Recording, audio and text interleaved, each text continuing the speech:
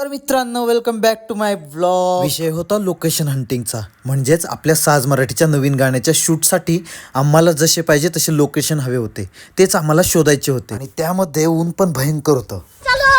हे असं triple seat आम्ही जाणून बुजून फिरतो, कारण डिस्कशन पण करता येतं एकाच गाडीवरती तिघांना. सगळ्यात आधी पहिलंच लोकेशन बघितलं आणि ते लोकेशन आम्ही फायनल पण केलं. इथला व्ह्यू चांगला वाटला म्हणून या कट्ट्यावरती मस्त पुढचं प्लॅनिंग केलं. गावात पाऊस आला.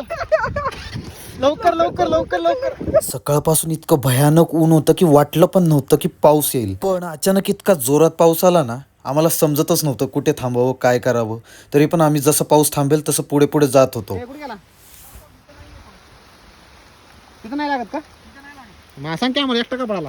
रस्त्याने आम्ही थांबत थांबत येत होतो, पण त्यामध्ये आम्ही एका ठिकाणी अडकलो आणि आम्हाला थांबायला जागाच भेटत नव्हती. आणि हा जोरदार पाऊस थांबायचं नाव पण घेत नव्हता. समजत नव्हतं काय करावं. बंद आहे. मंदिरात आलं, मंदिर बंद आहे. आता काय खरं नाही आपलं. अचानक आलेल्या पावसामुळे आम्हाला बाकीचे लोकेशन पण बघता नाही आले आणि आमची सळो की पळो झाली.